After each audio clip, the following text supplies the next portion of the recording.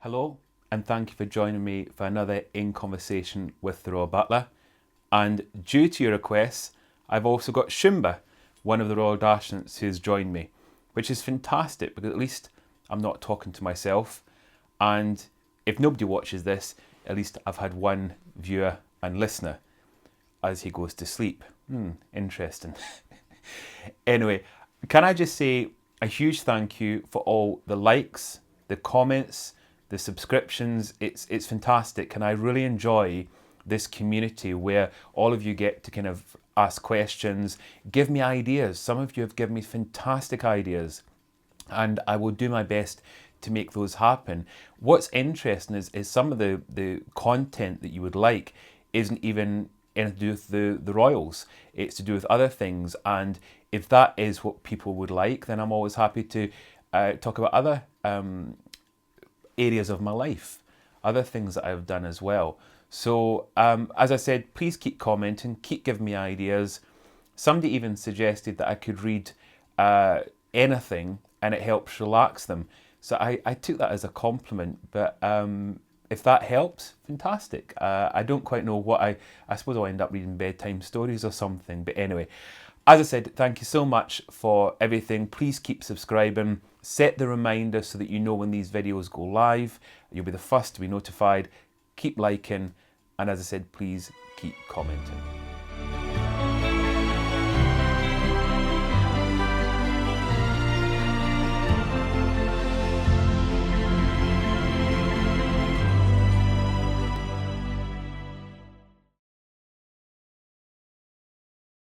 Today's In Conversation is all about the wedding of the Duke and Duchess of Sussex, as it's almost 3 years to the day since that wedding. Now, the wedding in question took place on the 19th of May 2018, and I was hugely honoured and thrilled to be invited as a guest with someone else. And I didn't expect it because, bear in mind, I left the royal household quite a few years ago, so it's always nice when I do get invited to these different occasions and events, which does from time to time happen. And I think when I got the invitation, I was over the moon, very excited, and I did kind of wonder if it would be similar to the other royal weddings, because we didn't really know a huge amount about what was going to take place initially, and of course that information we found out as the weeks and months go on. But, as I said, I was over the moon to be asked. Now, my background with Prince Harry, or Harry, as I knew him, goes way back to, again, 2004, when I joined the household of the Prince of Wales and the Duchess of Cornwall. And I remember meeting Prince Harry. I wasn't actually on duty, I was actually off duty when I first met him. And what I remember from that very first meeting was what a polite, friendly, funny chap he is. I mean, really good fun, great sense of humour, and once again, made me feel very much part of this fantastic household. And the other thing that was quite amazing was when he met me, he was quite concerned if I had had any dinner on that day, because it was obviously later in the day, and he asked if I'd eaten, and I said I was going to sort something out, and he actually invited me to have something with him, which I couldn't quite believe. I mean, it was quite amazing. I think from memory it was probably a takeaway of something, but it was the fact that he wanted to check if I'd had something to eat, and if not, could he maybe get something so that I wasn't hungry. And I remember thinking, this is just an amazing guy. You know, the fact that obviously younger than me, but just amazing that he was actually wanting to make sure that I was comfortable. He asked about my accommodation. He asked when I'd started. So we had a kind of general conversation. And as with his brother, it was equally great first introduction.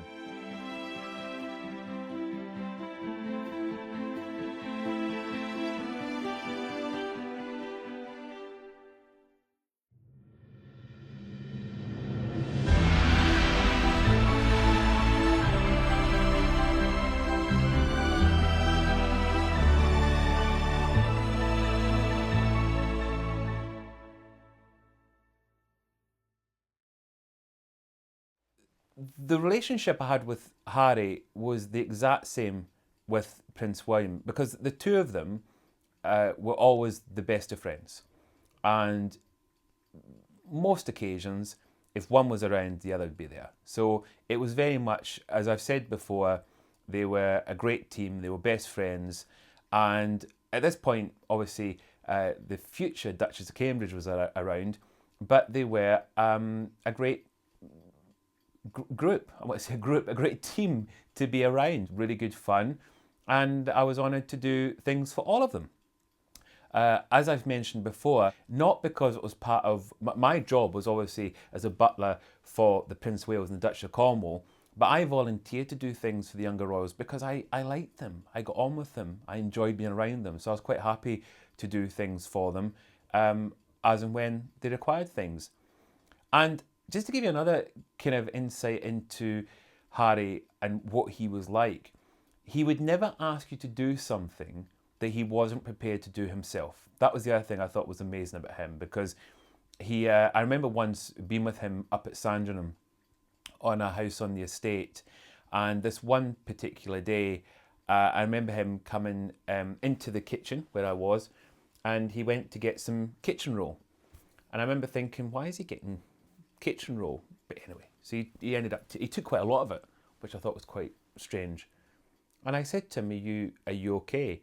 And he said, oh, I just have to do something. And I said, well, can I help? And he said, no, please don't. I want to do this. I'm going to sort it out. But something made me feel that he was going to clean something up. I wasn't sure what. And of course, my job, my instinct is to help. And he didn't want me to. He kept saying, please just stay here. Please, don't worry about it. Anyway, I followed him, and in this particular house, a dog had decided to do its business in not one of the best places. And he obviously saw it and was going to clean it up.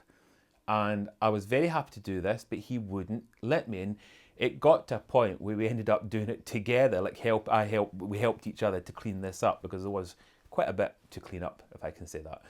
And but he was adamant that he could do it, but he was grateful when I helped. Of course, he was grateful, but it was just gives you an insight into this chap.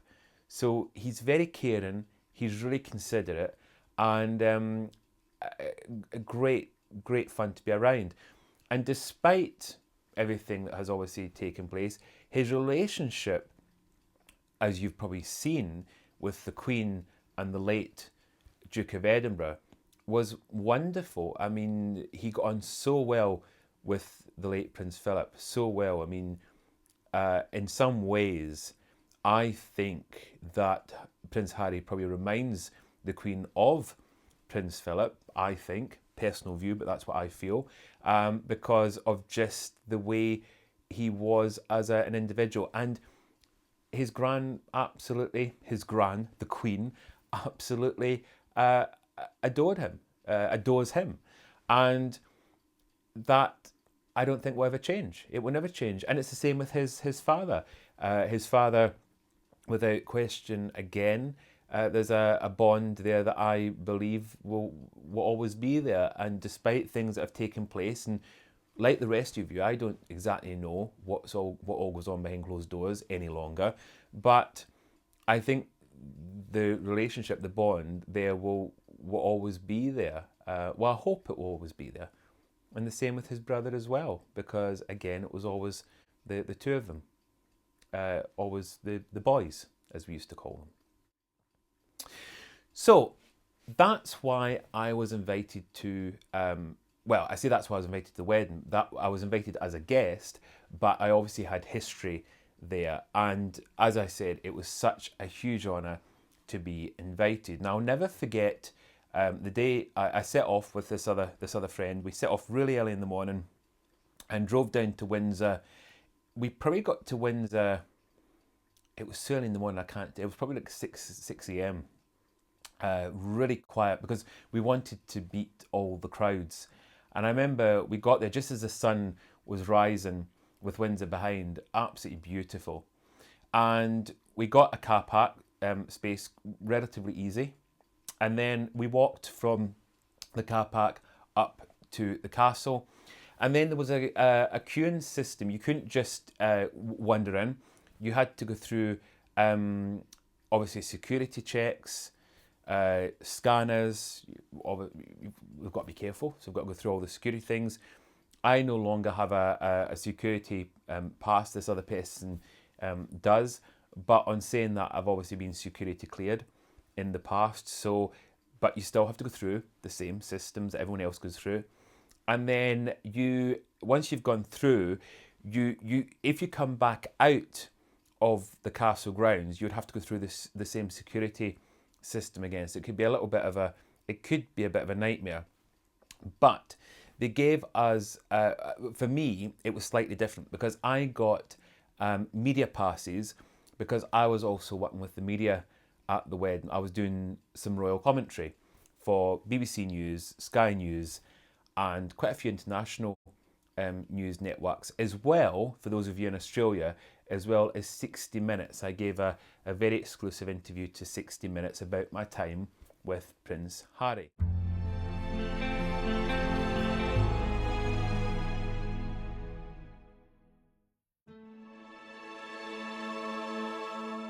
When we got into the castle, we found a nice little area that we could have a picnic.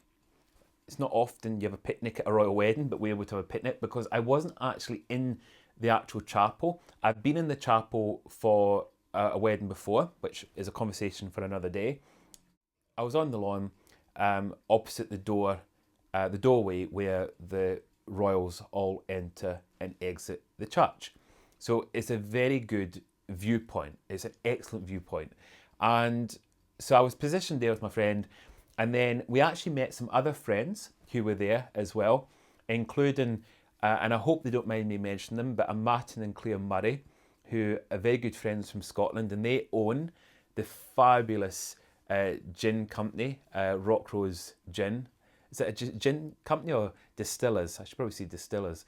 But they've got the Rockrose Gin, which is way up at the very top of Scotland, in Dunnet Bay, and it was quite funny because we didn't actually realise until quite near the wedding that we were both going, and then we arranged to meet. So we actually sat with them, and they very kindly brought some gin. So we had a picnic with some of the Rockrose gin and of course tonics. It was great fun. But in between all of this, as we were getting set up for a little picnic and kind of waiting for things to begin, I was still kind of running back and forward to the media area, which was just outside the castle, and there was a special walkway that was put in so that you wouldn't have to come out of the security zone, because remember, if I came out of that zone, I'd have to go through the whole security process to get back in, and by this point the queue went on, I want to say, for miles, so I didn't want to have to go through that again. So luckily there was a very special walkway that we were allowed to use. Now, as far as the security goes, you can imagine it was unbelievable. There was security everywhere for good reason, because it was a very high profile royal wedding, and of course they had to take the right precautions to protect them and everyone else. So it was truly beautifully done, really nicely done. And even though it had a huge security presence, it was obvious, but at the same time it wasn't obvious, if that makes sense. Very nicely done. So I would kind of go between the media tents, do an interview, and then I'd go back to join this little group. Now, of course, when the wedding I was going to say when the wedding began, but when the groom best man, which is of course Prince William and Harry, when they actually arrived, I was in situ, because you had to be there from a certain amount of time before the wedding until just after. So at that point I wasn't given any interviews, and then I was in my little spot for the picnic, which was absolutely fantastic.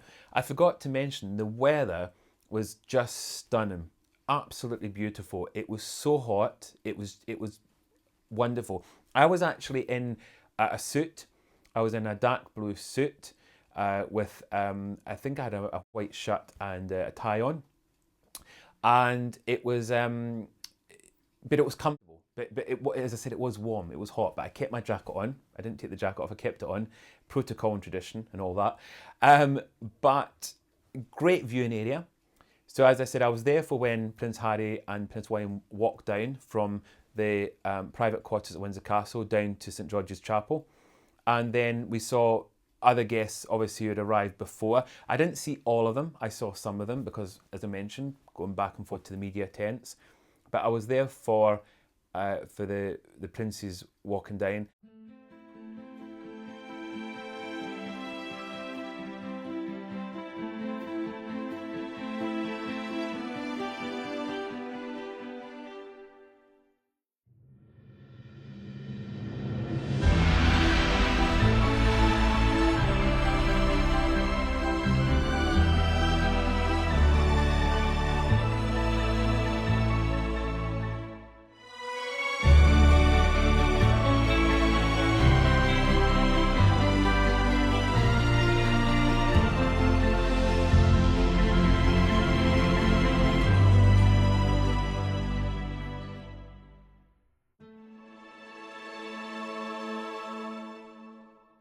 And I was there for when the bride arrived, and that was obviously, she arrived in the car, and a car drove past us, and we got some fantastic images of her as she arrived. And I've got to say, as any bride, as I'm sure you would agree, on the wedding day looked absolutely beautiful, looked radiant. And of course, the car would go right down to the main entrance of the chapel, which we couldn't quite see. It was just out of sight.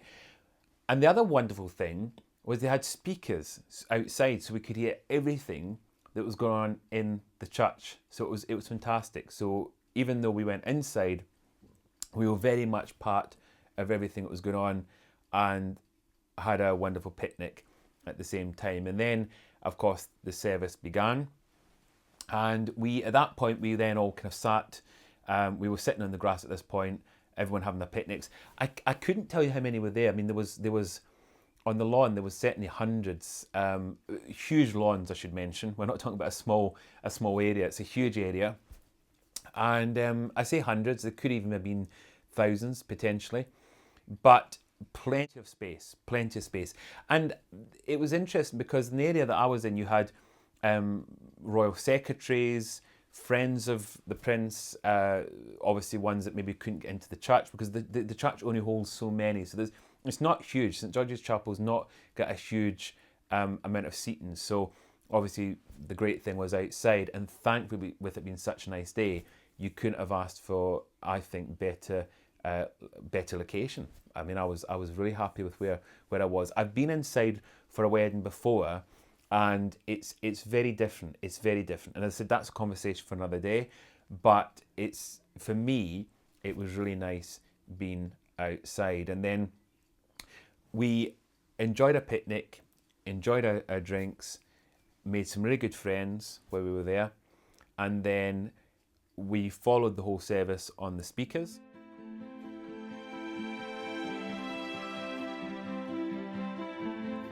Jesus did not get an honorary doctorate for dying. He wasn't getting anything out of it. He gave up his life and sacrificed his life for the good of others, for the good of the other, for the world, for us. That's what love is. Love is not selfish and self-centered. Love can be sacrificial.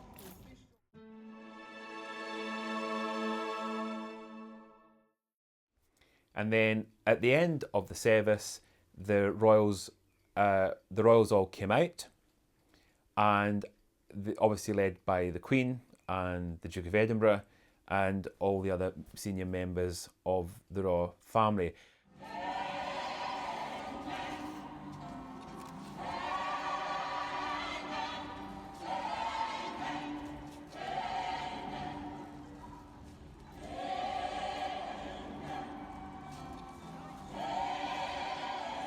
What was wonderful about this occasion was seeing how happy the Queen and Prince Philip looked. I mean, they were just beaming. And what you've also got to remember, this was one of the largest big royal weddings that we've had. There's obviously been royal weddings since, but of that scale, we haven't had a royal wedding, obviously. Well, it's only 3 years ago. And so it was so nice for me, for that last occasion, to see the Queen and Prince Philip just so happy, as with the other members of the royal family. It's potentially the last time I was around Prince Philip, actually, when I think about it, because even though it was 3 years ago, obviously for all of last year we had COVID, didn't we? So, which was obviously ongoing, but it was quite an amazing occasion, absolutely amazing, really good fun.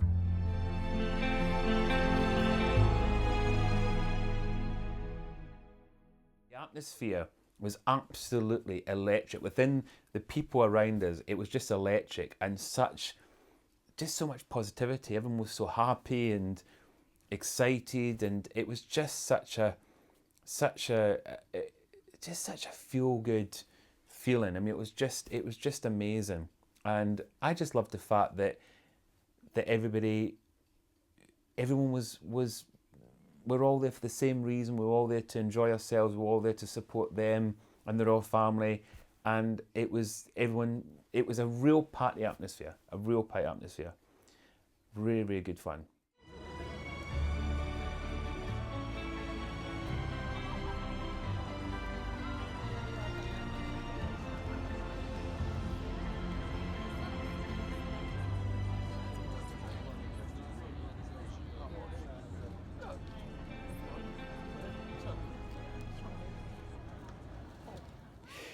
For me, there was a bit of it was a real good pick me up, because I'd just lost my father. My father had passed in the March, and then between the March and the wedding in May, I was doing lots of interviews, lots of back-to-back interviews, and so I hadn't really had the kind of time, I suppose, to kind of process what had happened. And then it kind of hit me just before the wedding. But the nice thing about the wedding is it really picked me up, and everybody else. I think anyone that was maybe going through any kind of difficult patches or anything, it just made us all feel good. So it was it really did help. And my mum watched it, as she did with all kind of events. She watched it, and I remember I spoke to her on the phone because she was watching it on television, and loved the fact that I was actually there, as a guest. So I think she felt, once again, I think she felt proud of that. And at the end of the wedding, or once the ceremony was over, they then went past us in a coach, and we got some fantastic images of them. And actually, there's a picture I got, which is actually this picture just behind me, which is when the Prince Harry actually acknowledged the Queen, and obviously the other members of the royal family, but this is him saluting to the Queen, and obviously Meghan was also acknowledging the Queen at the same time. So it was I just felt so proud, if I can say that, because knowing this chap from such a young age, and kind of seeing him, grow up throughout his 20s to suddenly become this married man. It was that moment you felt really proud. You couldn't help but feel proud. So yeah, it was quite something. Really something.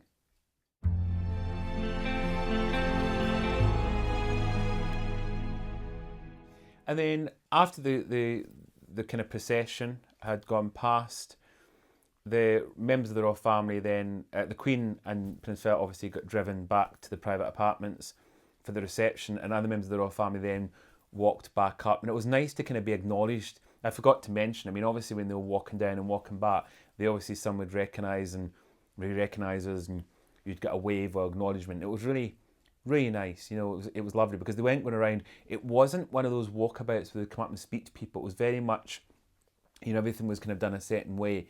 But it was just such a, again, lovely, lovely occasion.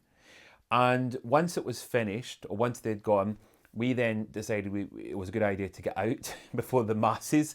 But as I mentioned, I had an interview for this Australia 60 Minutes. So I had to get across Windsor to this studio to do this really important interview. And so I quickly dived across across there. And luckily, despite the huge crowds, I mean, the crowds were amazing. I mean, talk about how many deep. I couldn't even begin to tell you, but there was just so many crowds. And I remember kind of managing to get over to where we were doing this filming, and it didn't take too long, but it took a while. But again, just seeing people partying, celebrating, it was just, it was just such a feel-good thing. I know I keep saying that, but I think you had to be there. Those of you that watched it probably picked that up. It was just unbelievable. And then that was it. Then we were done, and it was a case of then getting back to the car eventually and getting home. And I want to say, by the time I got home, it was probably 10, 11 o'clock at night, if not even later, because obviously it's a few hours drive from Windsor back to my home up at Highgrove. And so it did take a little while, but again, it was the journey back, still excited, still reliving everything that had taken place.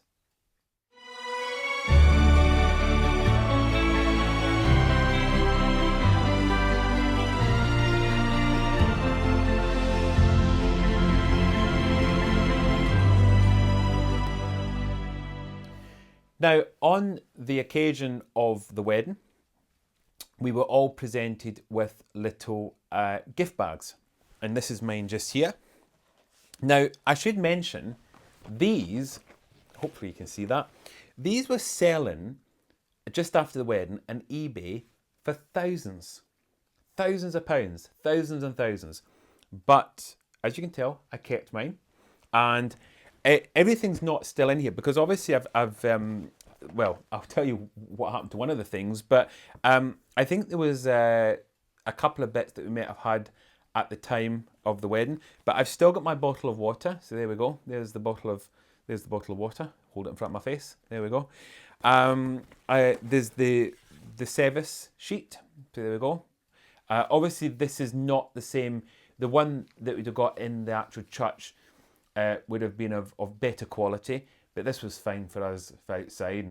Now, for those of you that don't know, Harry is actually Henry, and Henry is obviously the more official title, and Harry is a somewhat more relaxed version. I'm sure you know this. Anyway, so that's why we know him as Harry or Prince Harry. But officially, here we've got Prince Henry of Wales, and it says, with Miss Meghan Markle at St George's Chapel, Windsor Castle, Saturday, 19th of May 2018 at 12 noon. And then we also got some guidance, a little map showing us where we were going and what was happening. A little voucher off of gifts in the shop, the Royal Collection shop, or Buckingham Palace shop, I should say. And then there we go, fridge magnet. Hasn't even been out the package yet, so I've kept it intact. Well, one day it could be my retirement fund. And then some shortbread. I don't quite know if that will still be edible. I very much doubt it. All butter shortbread. Oh, here we go. Best Buy, April 2019. So I think it's safe to say that it's past it, but it's still in there. And there we go. In the front, it's got the H&M with, and it says traditional handbag shortbread. Handbag shortbread. There you go, for your handbag. So there was also, oh, there we go, very smart. There we go, smart little bag. There was also a chocolate coin, and the chocolate coins have also sold quite well online, apparently. And I saved my chocolate coin, and there was actually two, because the other guest that went with me, I'd put the two chocolate coins in one bag, and it's been sitting in my house for probably sat there for about 2 years, quite happily. And then one evening, one of my Duchess found the bag and decided to eat my very valuable chocolate coin or coins. And needless to say, dogs should not eat chocolate or human chocolate.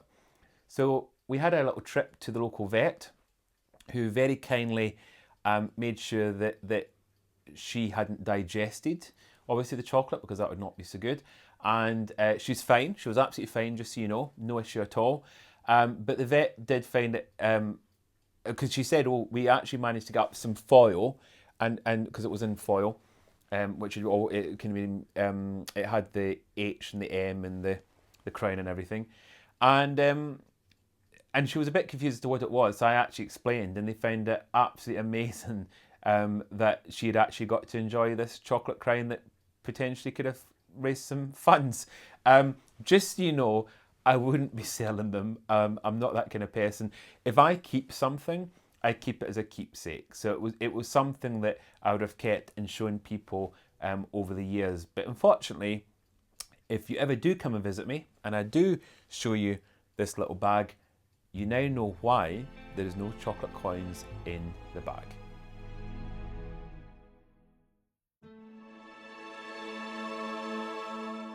I still hope you've enjoyed the conversation and reliving that day with me. My Dashant, as I mentioned, you can't really see him, but he slept literally through the whole thing. I've just woke him up. I'm in trouble now. You okay? You awake now? That's it. He's not going to be happy. He's going to be furious that I've woke him up. But hopefully it wasn't too boring for all of you and that you enjoyed it. And I will see you next week for the next conversation. But as I said, please keep sending any suggestions of what you would like to hear, because it makes sure that I'm giving all of you the conversations that you want to hear about as well. Thank you so much. And as always, stay safe.